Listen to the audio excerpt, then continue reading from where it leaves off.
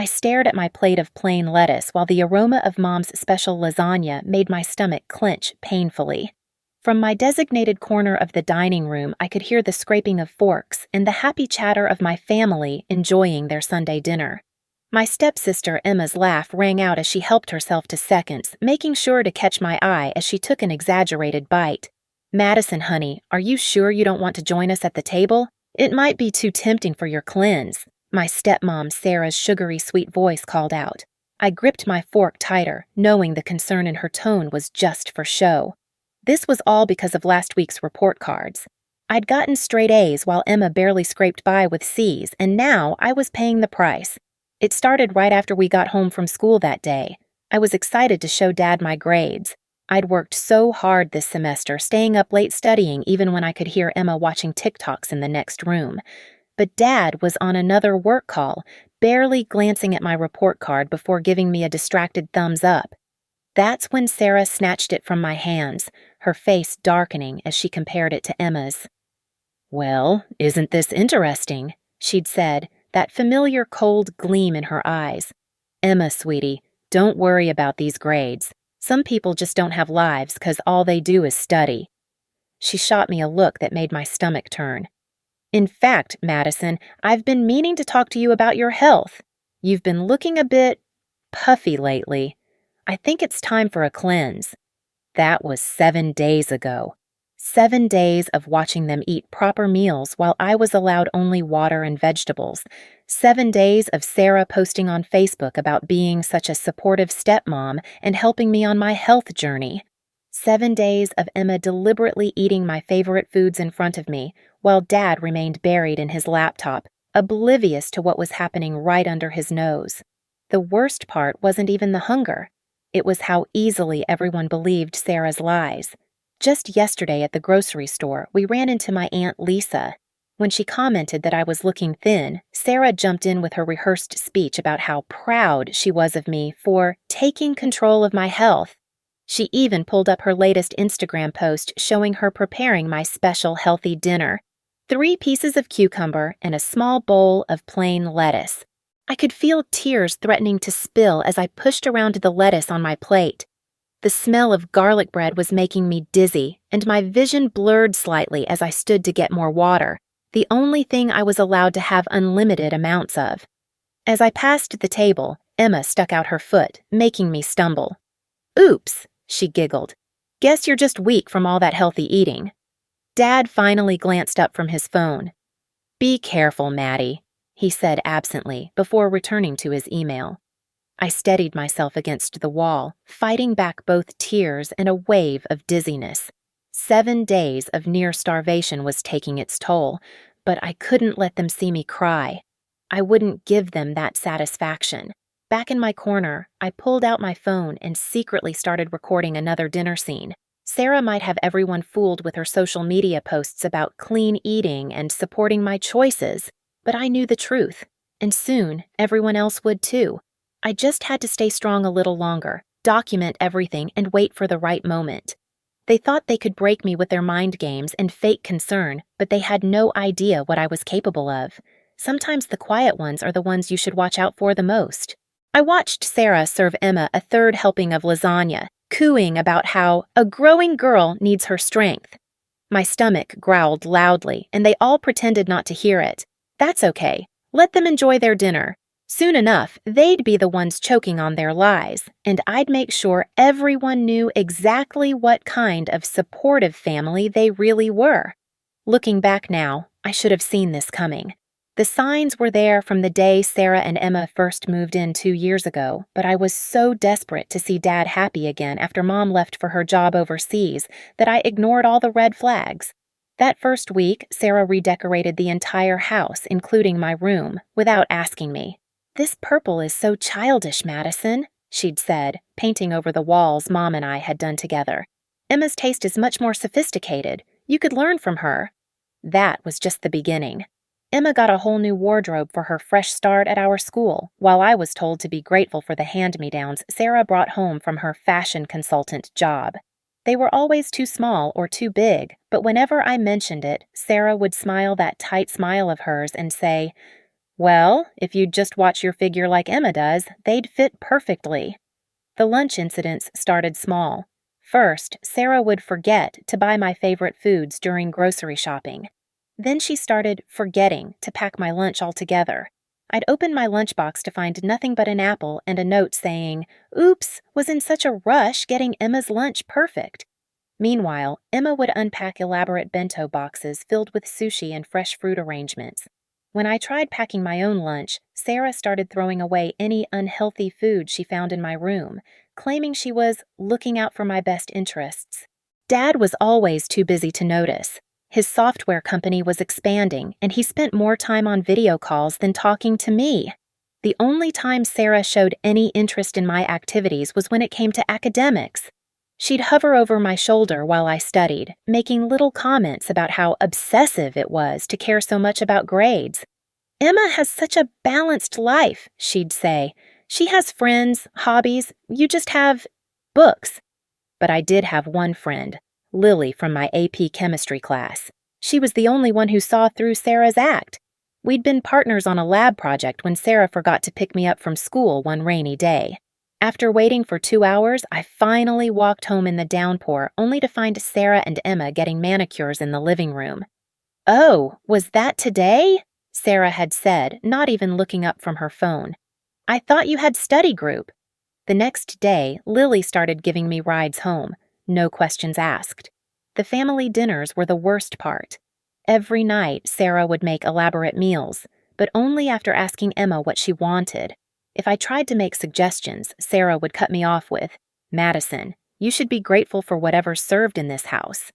She'd pile Emma's plate high while giving me smaller and smaller portions, always with some excuse about portion control or watching my figure. I tried talking to Dad about it once, catching him between calls. "Dad, don't you think Sarah treats Emma differently?" I'd asked. He'd barely looked up from his laptop. "Don't be jealous, Maddie. Sarah's just trying to help you develop better habits. Look how well Emma's doing socially." I wanted to scream that Emma was doing well socially because Sarah let her go to parties while I was stuck at home studying too much. But what was the point? He never really listened anymore. The photos started disappearing next. First, it was the ones of Mom and me from the hallway, replaced by glamour shots of Emma. Then my baby pictures vanished from the living room, with Sarah claiming they didn't match the new aesthetic. Soon, it was like Mom and I had never existed in this house at all. Every surface was covered with Emma's dance recital photos and Sarah's perfect family portraits, always carefully staged with Emma in the center and me tucked away in the background. Even my bedroom wasn't safe. Sarah would clean while I was at school, rearranging everything to be more organized like Emma's room. I started keeping my most precious possessions, the last family photo before Mom left, my journal, and the bracelet Mom gave me, in a locked box under a loose floorboard. The one time Sarah found it during her snooping, she'd thrown a fit about me, keeping secrets from the family. The irony of her going through my things while preaching about trust was apparently lost on her. But the grades, that's what really set her off. Emma had always struggled in school, but instead of getting her tutoring or extra help, Sarah just made excuses. "Not everyone's cut out for academics," she'd say, or "Emma's beauty will take her further than any textbook." But when my grades stayed high despite her constant interference, something changed in Sarah's eyes. That's when the concerns about my health started. The comments about my weight got more frequent, and the portions got even smaller. Now, sitting here in my designated corner with my plate of lettuce, I can see how it all led to this moment. Each small cruelty was a test, seeing how much I would take, how quiet I would stay. Sarah thought she had won, that she'd finally found a way to break me down to build Emma up, but she didn't know about the photos I'd been taking, the videos I'd been recording, or the detailed journal I kept of every forgotten lunch and accidental dinner portion. She didn't know about the Facebook screenshots or the text messages I'd saved. Most importantly, she didn't know that tomorrow was parent-teacher conference day, and for the first time in months, Dad had promised to attend in person instead of via Zoom. Sarah might have controlled the narrative at home, but she couldn't control what my teachers had seen. My dizziness in PE, my growling stomach in class, the way I'd nearly fainted during last week's chemistry lab. The perfect storm was brewing, and soon everyone would see the truth behind Sarah's carefully crafted lies. Let her enjoy her lasagna tonight. Tomorrow would be a very different story. The first day of my cleanse was when I truly understood what Sarah was capable of. I came down for breakfast to find Emma enjoying a stack of chocolate chip pancakes, while Sarah placed a small bowl of plain celery in front of my usual seat. "Now, Madison, this is for your own good.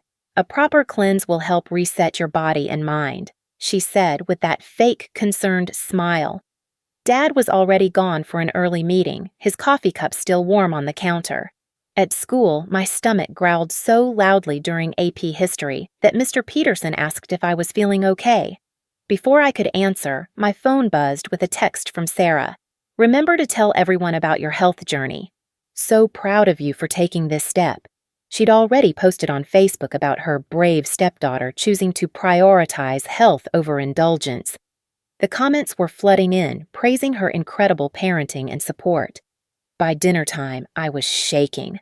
Sarah had prepared spaghetti and meatballs, my favorite meal, but instead of letting me sit at the table, she pointed to a small stool in the corner. "Watching others eat might trigger cravings," she explained to Dad, who just nodded absently. "This way, Madison can focus on her journey." I sat there with my bowl of cucumber slices, watching Emma twirl pasta and take huge, exaggerated bites while staring at me. The next few days blurred together in a haze of hunger and humiliation. Sarah got more creative with her social media performance. She posted videos of herself preparing my special healthy meals, basically different arrangements of raw vegetables. She joined Facebook mom groups to share her tips for helping teenagers develop healthy relationships with food. Every post was filled with hashtags like "Child Supportive Stepmom" and "Healthy Family Choices." Emma became Sarah's willing accomplice, always making sure to eat my favorite foods in front of me. She'd unwrap candy bars during study hall, wave hot fries under my nose in the hallway, and leave empty chip bags on my bed. "Oops, sorry," she'd giggle. "I forgot you're being healthy." When I caught her in my room one day, going through my desk drawers, she claimed she was just making sure I wasn't cheating on my cleanse. The hunger was constant, a gnawing emptiness that made it hard to concentrate. During volleyball practice, I started seeing black spots when I jumped for serves. Coach Bennett noticed and pulled me aside. But before I could explain, Sarah appeared as if by magic. She'd started showing up to all my practices, claiming she wanted to support my health journey. She smoothly told Coach Bennett about my personal choice to detox, throwing around words like clean eating and mindful nutrition. I tried hiding granola bars in my room, under the mattress, behind books, in old shoes, but Sarah always found them during her daily cleaning. She'd hold them up at dinner, shaking her head in disappointment. "Oh, Madison," she'd sigh, making sure Dad was watching. "If you're not committed to your health, just say so. No need to be secretive." Then she'd throw them in the trash while Emma smirked. One lunch lady, Mrs. Rodriguez, seemed to see through the act. She tried slipping me extra apple slices with my water, but Sarah started coming to school to have lunch with me, effectively stopping any help. She'd sit there with her salad, chattering about clean living to anyone within earshot, while I sipped water and tried not to pass out. The dizzy spells got worse. I started having to sit down every time I climbed stairs.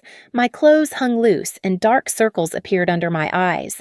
Sarah spun this as detox symptoms and the body adjusting, posting close-up photos of my face on Instagram with captions about the glow of clean living. When I caught her editing the photos to make me look healthier, she claimed she was just adjusting the lighting. The worst part was how everyone believed her. My teachers accepted her explanations. Other parents praised her dedication. Even my Aunt Lisa, who used to be so protective of me after Mom left, bought into Sarah's performance. "Your stepmom really cares about you," she told me after Sarah's latest Facebook post about supporting young women's health choices. I wanted to scream that I hadn't chosen any of this, that I was being punished for daring to outshine Emma, but the words stuck in my throat. I started recording everything. My phone became my secret weapon, capturing Sarah's sugar-sweet voice telling me I couldn't eat dinner because I looked bloated, Emma's taunts as she ate my portions, the sound of my stomach growling while they enjoyed family meals. I took photos of the tiny portions Sarah allowed me, saved screenshots of her social media lies, and kept a detailed log of every skipped meal and dizzy spell. But tonight, as I watched them eat their third helping of lasagna from my corner, something shifted inside me. Maybe it was the hunger making me delirious, or maybe I'd finally reached my breaking point. Parent-teacher conference was tomorrow, and for once, Dad would be there in person. Sarah didn't know that I'd been secretly emailing with my mom in Australia, sending her everything I'd documented. She didn't know that Mrs. Rodriguez had been keeping her own record of my lunches. She didn't know that my PE teacher had documented every dizzy spell, every time I had to sit out. Tomorrow, her perfect facade would crack. Let her post her fake concerned stories tonight. Let Emma enjoy being the favorite. Let Dad stay absorbed in his phone. Soon, they'd all be forced to face the truth, and no amount of social media filters could hide what they'd done to me.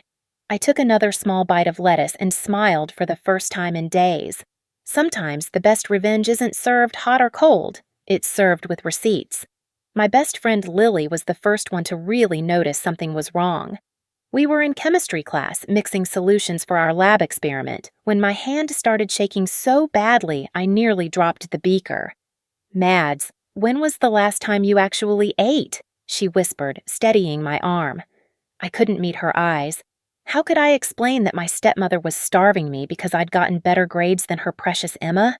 The school counselor, Ms. Parker, called me into her office that afternoon.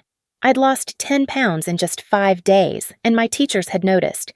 But before I could say anything, Sarah swooped in, perfectly timed as always. She brought her props, photos of the healthy meals she'd been preparing, screenshots of her social media posts about supporting me, even a fake food journal she'd created to show my voluntary choices. "Madison has been struggling with some body image issues," Sarah told Ms. Parker, her voice dripping with fake concern.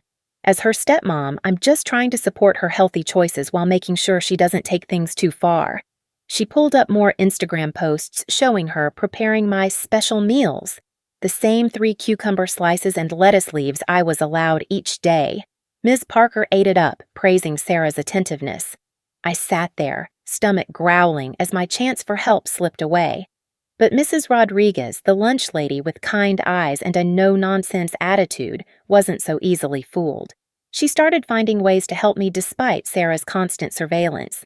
A small container of apple slices would appear at my usual lunch table before Sarah arrived.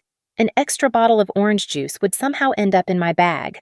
Once, she even managed to slip me a protein bar when Sarah was distracted by one of her endless phone calls. "Mi amor, this isn't right," Mrs. Rodriguez whispered one day while Sarah was busy posting another staged photo of my lunch on Instagram. "I see what's happening. I'm keeping track." She patted her notebook meaningfully, and for the first time in days, I felt a spark of hope. Someone was watching. Someone was documenting the truth. I got bolder about hiding food. The air vent in my room became a secret pantry. Granola bars, dried fruit, anything small enough to fit. I learned to be quiet, to move like a shadow in my own house. But Emma, always eager to please Sarah, caught me one evening. I'd just managed to grab a handful of crackers from the kitchen when she appeared, phone ready to record. "Look what I found, Mom!" she called out gleefully. "Madison's been cheating on her cleanse." Sarah appeared instantly, as if she'd been waiting for this moment. Her face showed the perfect mix of disappointment and concern, already practicing for her next social media update, no doubt. My punishment was to clean the entire kitchen while they ate dinner, the smell of roast chicken making me so dizzy I had to grip the counter to stay upright. That night, I started my own documentation. My phone became my evidence locker. Videos of family dinners where I was banished to the corner, screenshots of Sarah's lying posts about my journey, photos of my rapidly loosening clothes. I recorded Emma's taunts, Sarah's sugary sweet threats disguised as concern, and my dad's constant absences. Everything went into a secure cloud folder, backed up and time-stamped. The lunch lady's help made me realize I wasn't completely alone. My chemistry teacher, Mr. Chen, started accidentally leaving protein bars in my lab drawer. My PE teacher, Coach Bennett, covered for me when I got too dizzy to participate, marking me present even when I had to sit out. Small acts of kindness that kept me going, kept me fighting, but it was getting harder to hide the physical effects. My volleyball uniform hung loose where it used to fit perfectly. Dark circles under my eyes couldn't be hidden with makeup. My hands shook constantly, and climbing stairs left me breathless. Sarah turned even this to her advantage, posting close-ups of my exhausted face with captions about detox symptoms and the cleansing process. I found myself dozing off in classes, my body's protest against the constant hunger. During one particularly bad moment in English class, I nearly face-planted into my copy of The Great Gatsby. The teacher's concerned questions were quickly deflected by another of Sarah's perfectly timed appearances. She'd started popping up at school randomly, always ready with her practiced speech about my health journey and her role as the supportive stepmom. The granola bar incident was the last straw. Emma had followed me up to my room, recording on her phone as she searched until she found my air vent stash. Sarah made a big show of being heartbroken by my deception, forcing me to throw everything away while she filmed for her social media followers. "Sometimes tough love is necessary," she posted later, alongside a photo of my empty air vent. The comments praised her patience, her dedication, her amazing parenting skills, but they didn't see what happened after the cameras stopped rolling. They didn't see how she grabbed my arm, nails digging in, and whispered, "Try to outsmart me again and you'll regret it."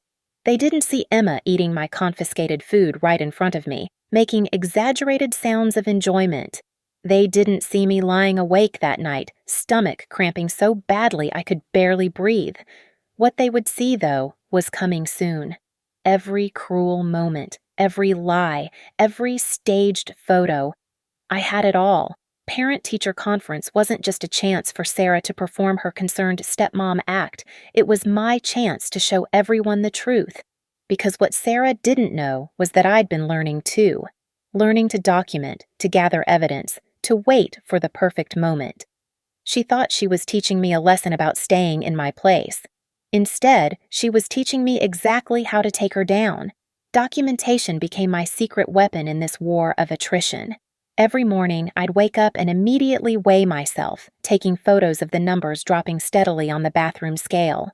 Sarah thought she was the only one who could manipulate images and stories, but I was building my own archive of truth.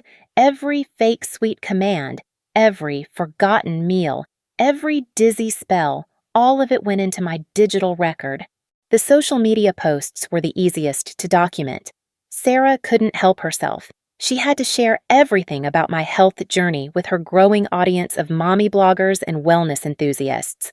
I downloaded every post, every comment, every edited photo where she'd brightened my increasingly pale face and added filters to hide my sunken cheeks. Her Instagram story showed her preparing my nutrient-rich dinner, 3 baby carrots and a lettuce leaf, while she cooked lasagna, steak, and homemade mac and cheese for everyone else. "Looking a bit tired there, Madison," Emma smirked one morning, deliberately eating a bagel in front of me as I sipped my allowed water. "Maybe you need more sleep instead of staying up late studying." She didn't notice my phone propped up on my textbook, recording everything. Sarah had trained her well in psychological warfare, but she hadn't taught her to watch for silent resistance. I kept a detailed journal hidden under that loose floorboard with my other treasures. Every incident went in with dates, times, and witnesses. Day 8. Sarah threw away lunch Mrs. Rodriguez gave me, said I was cheating on my wellness plan, made me watch as she dumped it in garbage. Emma recorded it for her TikTok. History teacher Mr. Peterson saw but didn't say anything. The pages filled up with a clinical record of systematic cruelty. The physical evidence was harder to hide. Sarah's daily room inspections meant I couldn't keep anything incriminating in obvious places. I learned to be creative. My phone's secure folder held photos of my protruding ribs, authentication codes on every image. Voice recordings went to a password-protected cloud drive. Screenshots of Sarah's contradicting texts telling me I couldn't eat dinner while posting online about my mindful eating choices were backed up in multiple places. I started taking videos during family dinners, my phone hidden in my jacket pocket as I sat in my designated corner. The contrast was damning. Emma and Sarah laughing over full plates while my stomach growled audibly in the background. Dad's distracted mumbles when I tried to speak up. Sarah's syrupy voice announcing to her Instagram Live audience that I was choosing to observe mindfully rather than eat. The timestamps were crucial. I learned that from true crime documentaries. Everything had to be verifiable. When Sarah posted about making me a hearty breakfast at 8 a.m., I had cafeteria surveillance footage of her throwing away my lunch at noon. While she shared posts about supporting healthy choices at dinner, my phone was recording her hissing threats about staying in my lane and not showing up her daughter. My teachers became unwitting witnesses. I kept emails from my PE coach about sitting out due to dizziness, notes from my chemistry teacher about trembling hands during labs, concerned messages from the school nurse about my rapid weight loss. Sarah didn't know that every time she swooped in with her rehearsed explanations, someone was watching, remembering, documenting. The most damaging evidence came from Sarah's own compulsive need to share everything online. She'd post photos of Emma's heaping plate next to my bare lettuce leaves, captioning it, "Different bodies, different needs, supporting both my girls. Lach, chach.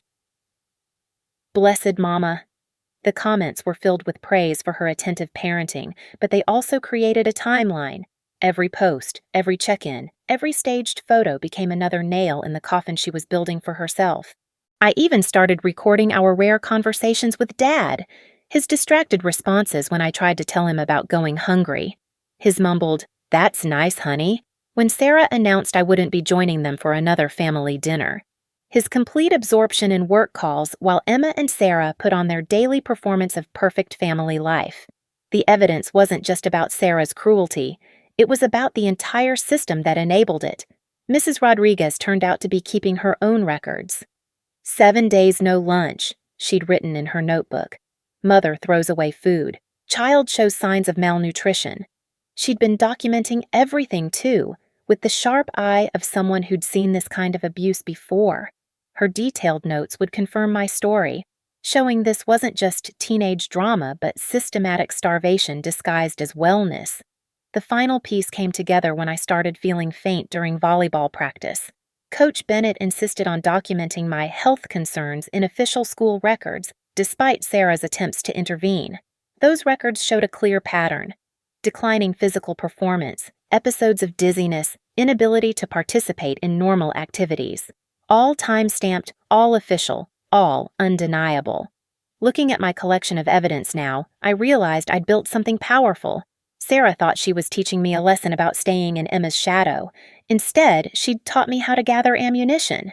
Every staged photo, every cruel comment, every skipped meal had been cataloged and saved. Tomorrow, at the parent-teacher conference, her carefully constructed image would shatter against the weight of undeniable truth. Let her enjoy her perfect family dinner tonight.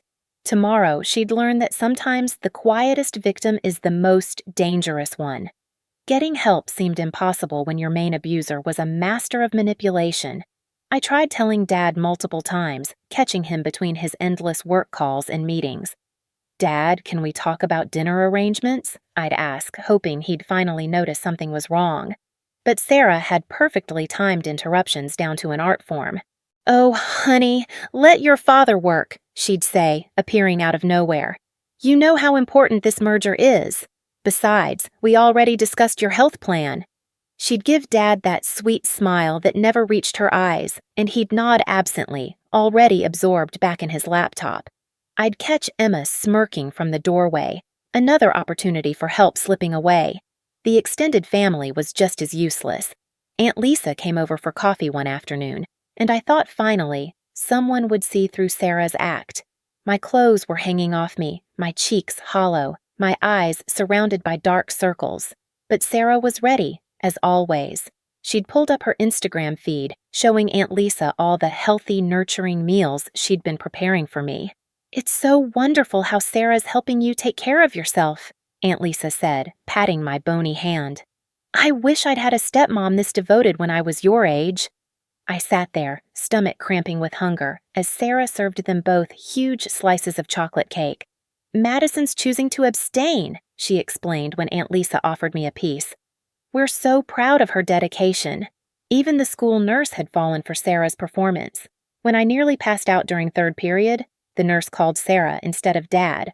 Within minutes, she was there, armed with her rehearsed speech about my voluntary health journey and a perfectly staged photo of the nutritious breakfast I'd supposedly eaten.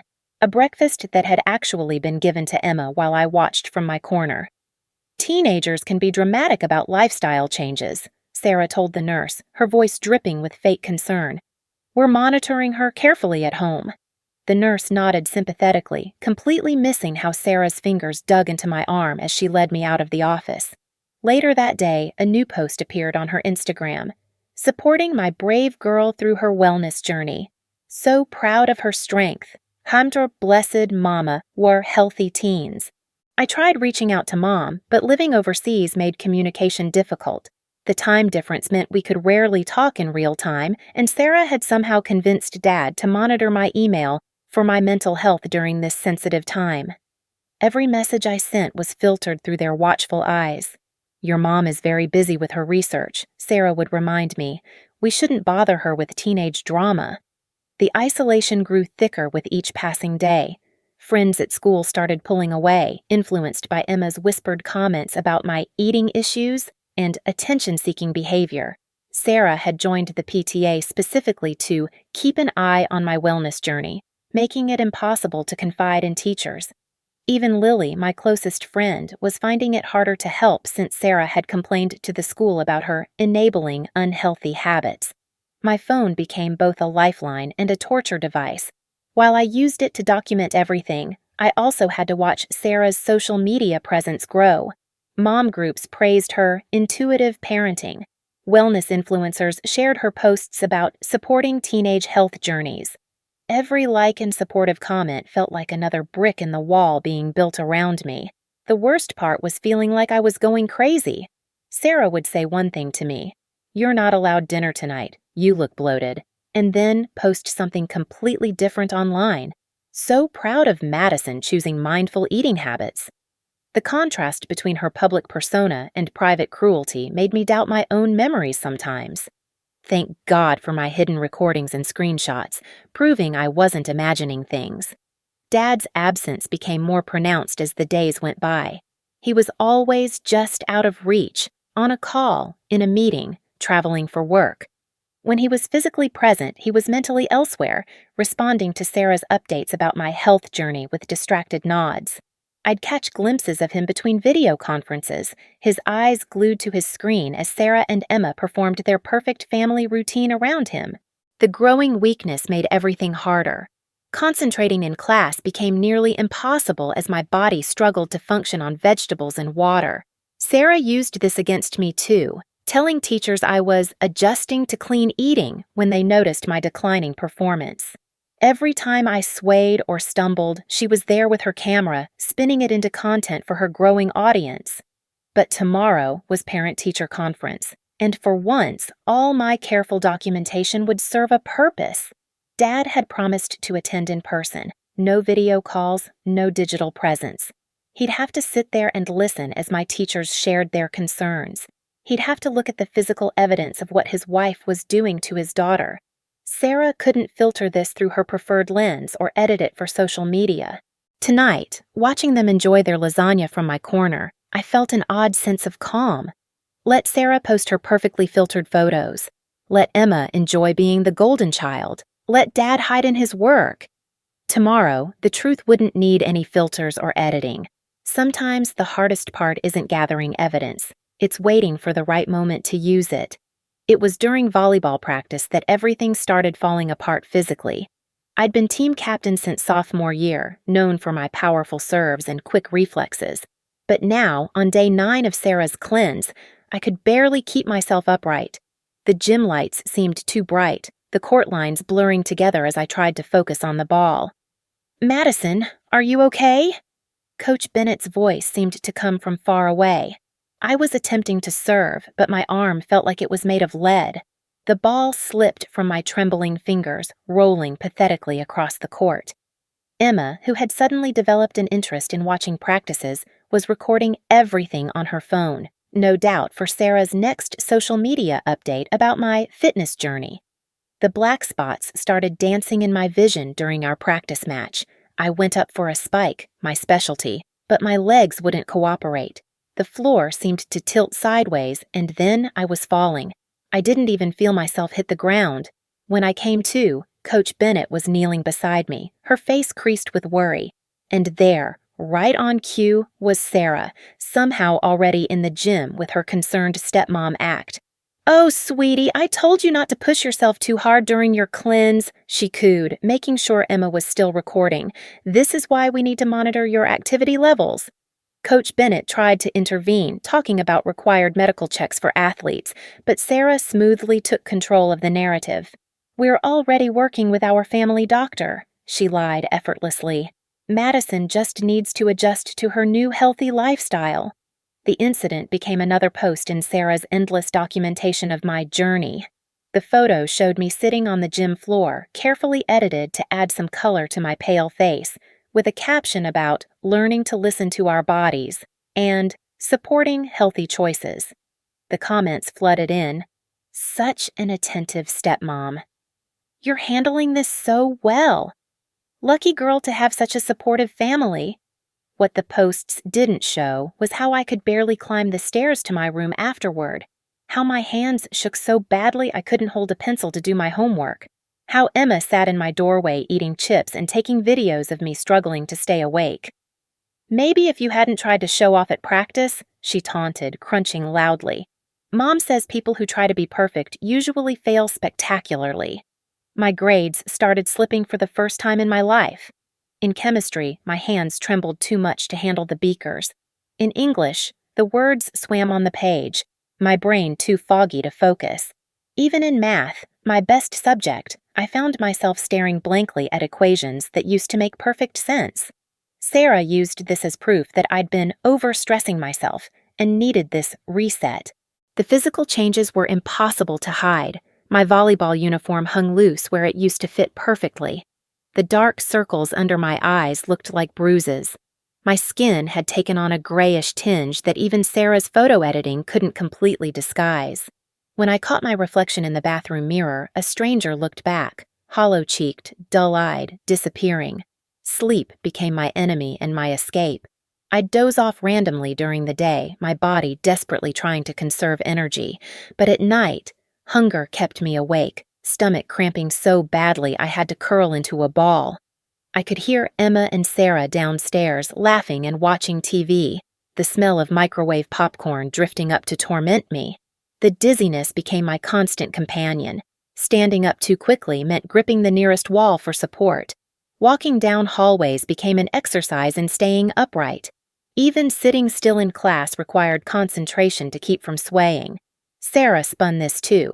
Apparently, I was detoxing, and these were all normal signs of the body adjusting. During one particularly bad moment in AP literature, I actually fainted mid-presentation. One minute I was standing at the front of the class trying to explain the symbolism in The Great Gatsby, and the next I was on the floor with my teacher calling the nurse. Sarah arrived before the nurse did, somehow armed with her usual excuses and a fresh Instagram story about teenagers learning their limits. The school nurse tried to intervene, insisting on calling Dad. But Sarah was prepared, showing her carefully curated food diary of my meals and explaining how she was monitoring the situation. The nurse, overwhelmed by Sarah's avalanche of documentation and confident assertions, backed down. Another adult fooled by the performance. Another chance for help slipped away. But tomorrow was parent-teacher conference, and no amount of social media filtering could hide what was happening to me. My teachers had been keeping their own records, my declining performance, the physical symptoms, the alarming weight loss. The school nurse had documented every visit, every dizzy spell, every episode that Sarah had explained away. Most importantly, Dad would have to be present, not just digitally available. He'd have to sit there and look at me, really look at me, not through a screen or between meetings. He'd have to see what I'd become under his wife's care. Sarah couldn't edit this interaction, couldn't filter it through her preferred lens of number blessed family and number supportive stepmom. Tonight, as I lay in bed trying to ignore the sounds and smells of their late-night snack session, I actually smiled. Let them think they'd broken me. Let them believe their perfect plan had worked. Tomorrow, every teacher, every coach, every counselor would show the real story. And not even Sarah's masterclass in manipulation could survive the harsh light of undeniable truth. The morning of parent-teacher conference dawned with an unexpected twist. I was getting ready for my morning weigh-in, another data point in my documentation, when the room started spinning worse than ever before. Not the usual dizziness I'd grown accustomed to, but a violent whirling that sent me crashing to the bathroom floor. The thud must have been loud because for once, Dad was the first one to reach me. "Maddie?" His voice seemed to come from far away as he knelt beside me. "What happened?" "You're burning up." For the first time in weeks, he was really looking at me, taking in my hollow cheeks, the dark circles under my eyes, the way my pajamas hung off my frame. I saw the moment realization hit him. His daughter was disappearing right in front of him, and he'd been too buried in his work to notice. But Sarah was there in an instant, her practiced concern already in place. "Oh, she's just nervous about her presentation today," she said smoothly, trying to usher Dad away. "Remember, she's been doing this wonderful cleanse." She stopped short as I lurched forward, my empty stomach heaving. There was nothing to throw up except bile, but the retching was violent enough to draw a crowd. Emma stood in the doorway, for once not filming, her face showing a flicker of something that might have been guilt. "She needs a hospital," Dad said firmly, his hand on my forehead. For once, he wasn't looking at his phone. Sarah's carefully constructed narrative began to crack. No, she's fine," she insisted, her voice rising slightly. "Just a little detox symptom." But then I tried to stand and collapsed again, the world going gray around the edges. The next thing I clearly remember was the emergency room. The fluorescent lights were harsh, making the concerned faces around me seem even more dramatic. A doctor was speaking to Dad, using words like severe malnutrition and dangerous weight loss. Sarah tried to jump in with her usual explanations about my voluntary health journey, but the doctor cut her off. "This isn't a cleanse," she said bluntly, holding up my blood work results. "This is starvation. Your daughter's body is shutting down." She turned to Dad, who had gone pale. "How long has this been going on?" When Sarah tried to answer, the doctor raised her hand. "I'm asking the father." The silence that followed was deafening. Everything came out then like a dam breaking. I pulled out my phone with shaking hands, showing Dad the videos, the photos, the documented evidence of weeks of systematic starvation.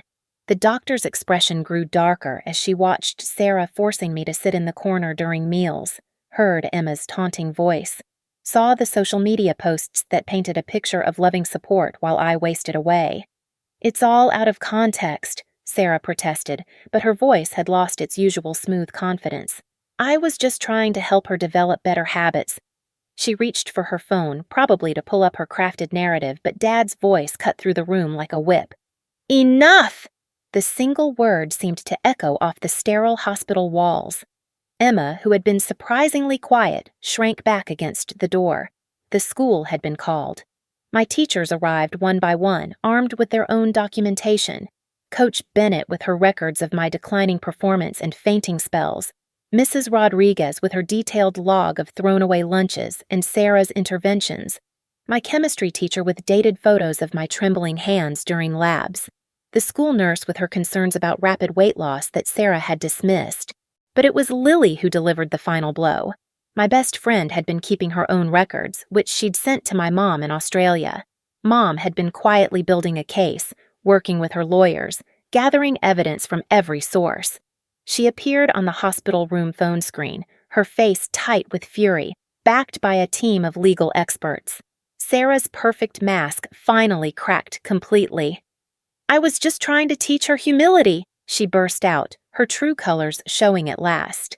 She was always showing up, Emma, always having to be so perfect. She stopped, realizing what she'd admitted. Emma had started crying, whether from guilt or fear of losing her own privileged position. I couldn't tell. The doctor ordered immediate nutritional intervention.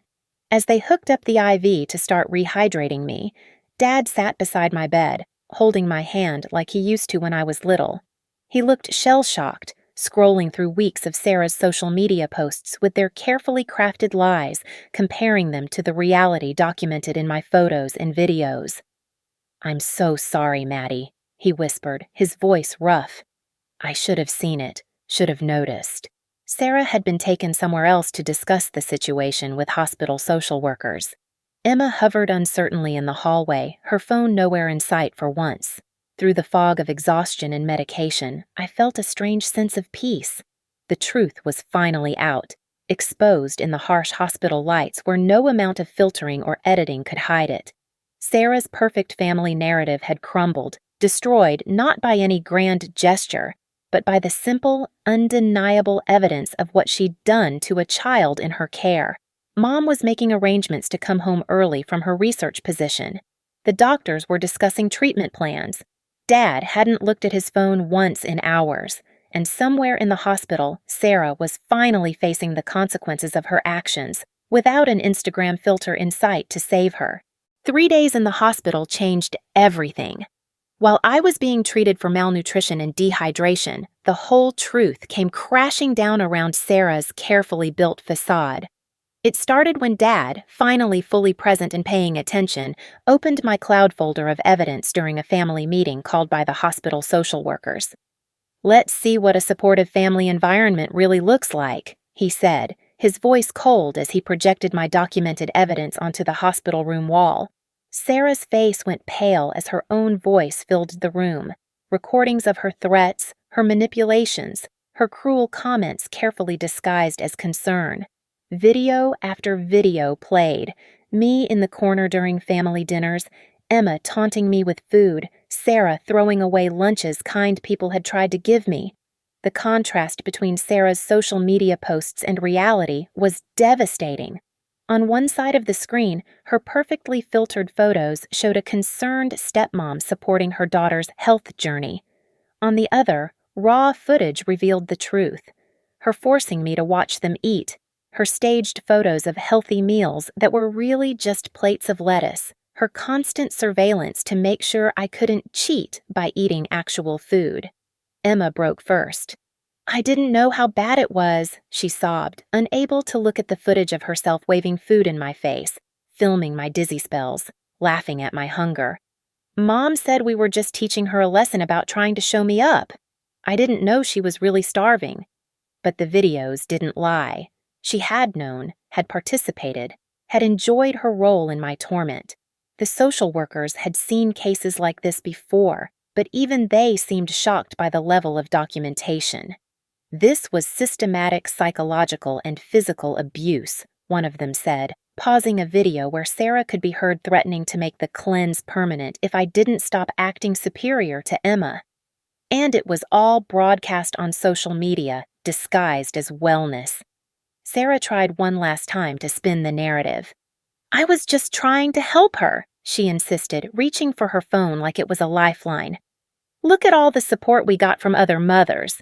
Dad cut her off by playing the next video.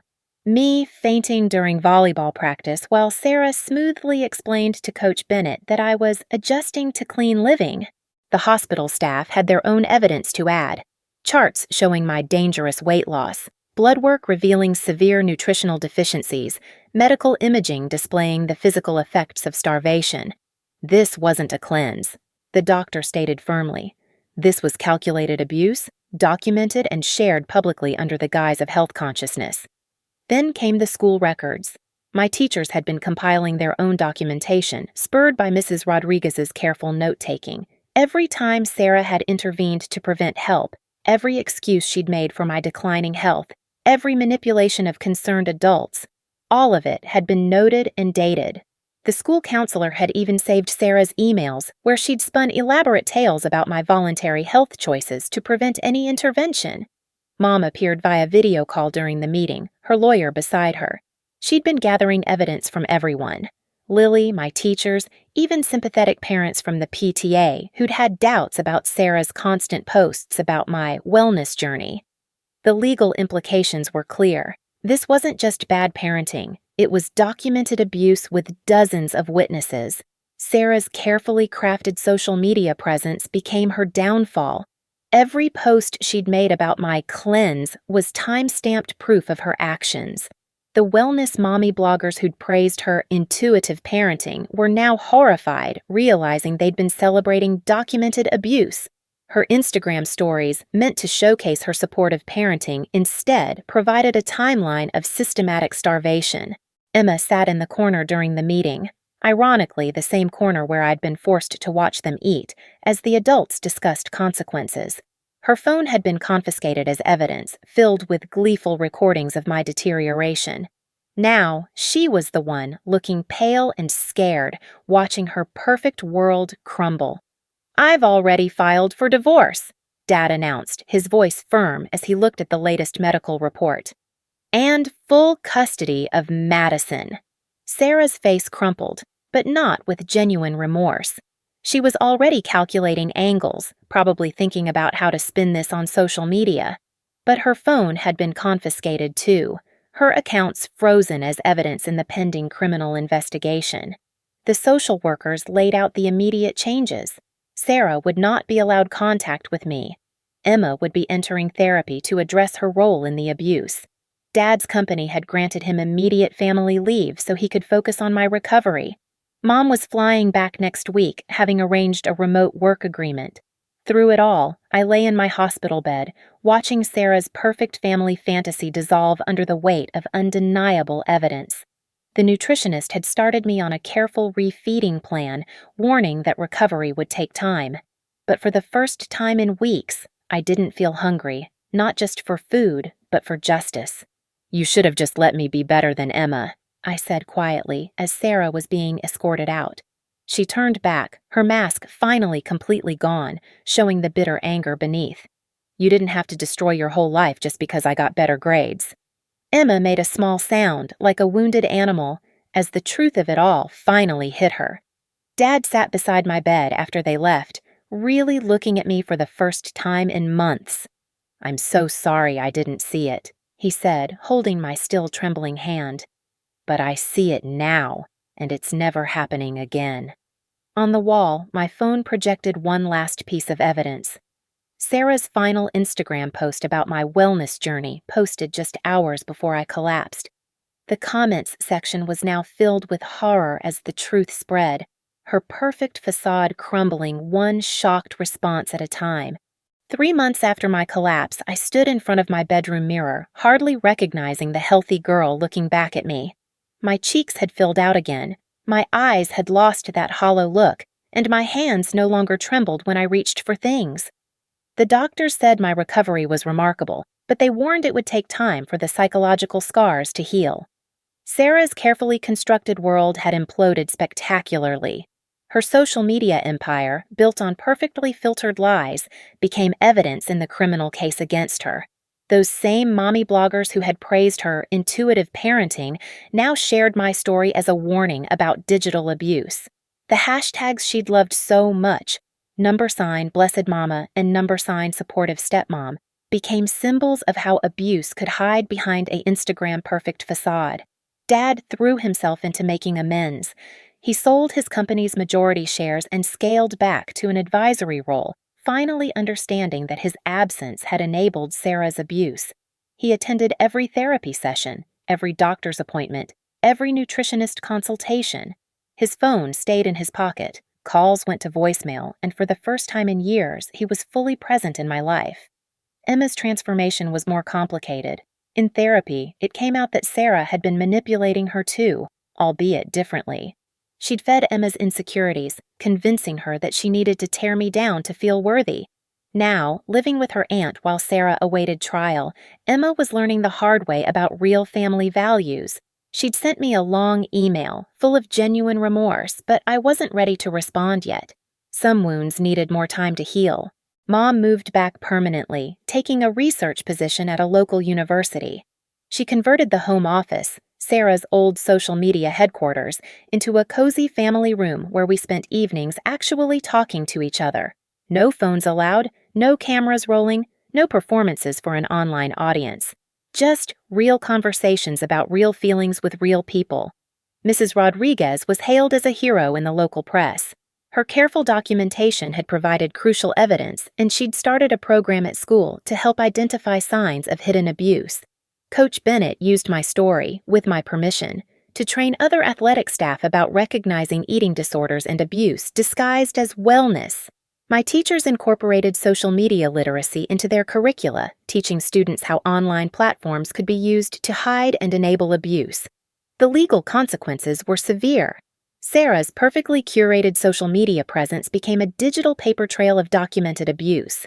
Each post, each story, each carefully edited photo became evidence of premeditation and systematic starvation.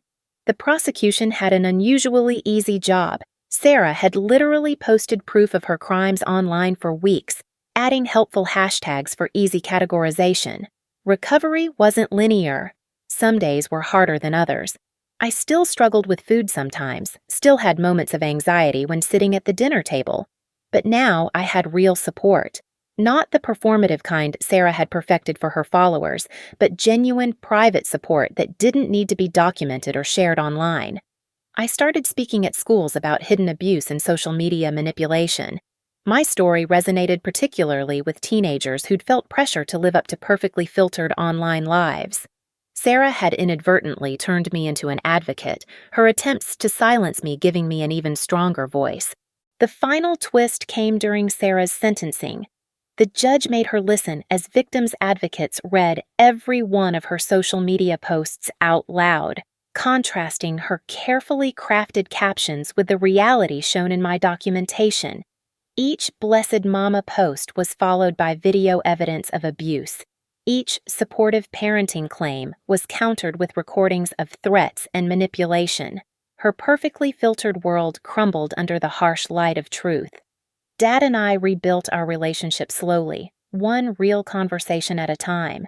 He kept his promise about staying present, even turning down a lucrative CEO position because it would have meant less family time. "Some things are more important than success," he said, helping me prepare for my first speaking engagement. I learned that lesson the hard way. As for Emma, she reached out again recently after months of therapy. "I know sorry isn't enough," she wrote, "but I'm learning to be better." She's living with her aunt permanently now, attending a new school where she doesn't have to be the perfect daughter in someone else's social media performance. Maybe someday we'll find a way to be real sisters, not just actors in Sarah's carefully scripted family drama. The most important lesson wasn't about revenge or justice, though those came too. It was about the power of truth in an age of filters and careful curation. Sarah thought she could hide abuse behind perfect Instagram posts and supportive hashtags. She didn't realize that the same technology she used to document her lies could be used to expose them. Today, I sat at the head of our dinner table enjoying Mom's lasagna, the same meal Sarah had tormented me with that last night. Dad asked about my day without checking his phone once. We talked, we laughed, we ate together like a real family. No corners, no cameras, no performances, just truth, served without filters or hashtags. Sometimes at night, I still check Sarah's old social media accounts, now preserved as evidence. The perfect family photos, the carefully crafted captions, the supportive comments from followers who never knew the truth. It all seems like a strange dream now. But then I look at my own recent photos, unfiltered and real, showing a genuine smile and healthy glow that no amount of editing could fake, and I know which reality I prefer. They say success is the best revenge, but I think truth is even better. Sarah's perfect lies crumbled in the face of raw, unfiltered reality. She taught me an unintended lesson. Sometimes the people who try hardest to appear perfect are hiding the ugliest truths. But truth, like cream, always rises to the top. No filters needed.